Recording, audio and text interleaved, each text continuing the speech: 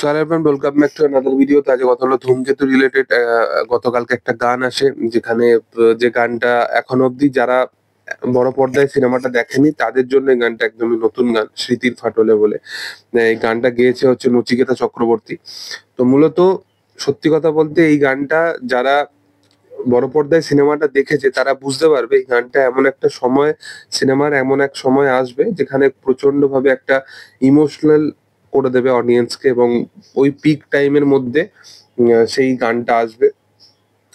এবং এই গানটা নিয়ে আমি অ্যাকচুয়ালি গানের কিছু কিছু তোমরা সিন দেখতে পাবে, যেখানে একটা জায়গা আছে যেখানে সে তার বাবার সাথে দেখা করতে যাচ্ছে, বা রুদ্রনীলের সাথে কিছু সিন দেখাচ্ছে, শুভশ্রীর কিছু সিন দেখাচ্ছে।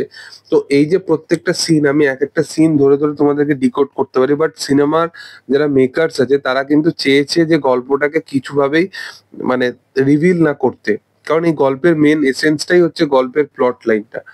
তো সেটা যদি কোনোভাবে করে দেওয়া যায়, এখনো অনেক অডিয়েন্স আছে যারা কিন্তু এই সিনেমাটাকে আরো ভালোভাবে দেখতে চাইছে, এখনো অনেক দিন আছে। তো আমার মনে হয় না যে এই বিষয়টাকে নিয়ে পুরোপুরি প্রপার ভাবে ডিসকাস করা উচিত। তোমরা জাস্ট এনজয় করো।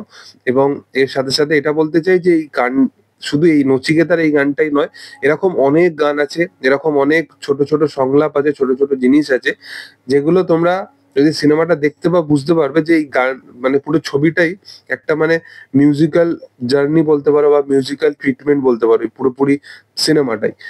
মানে এমন এমন জায়গায় কিছু কিছু মিউজিক আছে, কিছু কিছু গান আছে যেগুলো তোমরা এখনো পর্যন্ত দেখোনি। তোমরা মানে এই গল্পটা বুঝলে বা গল্পটা দেখলে তাহলে তোমরা এর এসেন্সটা বুঝতে পারবে, বা এর ইমোশনটা ফিল করতে পারবে। এছাড়া আমি আর বেশি কিছু বলতে চাই না এর প্রত্যেকটা জিনিস নিয়ে।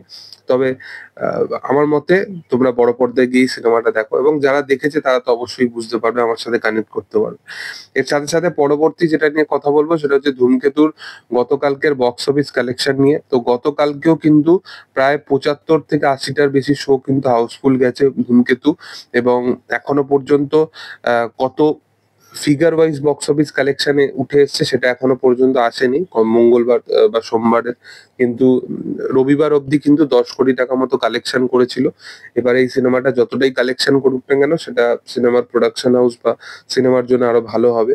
এবং আলটিমেটলি দেখার এখনো পর্যন্ত যেরকম রেসপন্স ধূমকেতু পাচ্ছে, এবং দুর্গাপুজো পর্যন্ত কিন্তু সেরকম বড় লেভেলের কোনো সিনেমা নেই, এবং কুলি ওয়ার টু হাইপ পুরোপুরি বন্ধ হয়ে গেছে। তো মোটামুটি মানে পিক টাইমে কুলি ওয়ার টু যখন রিলিজ করেছে সেই সময়ও কিন্তু বাংলার অডিয়েন্স প্রথম প্রেফার কিন্তু ধূমকেতুকে করেছে।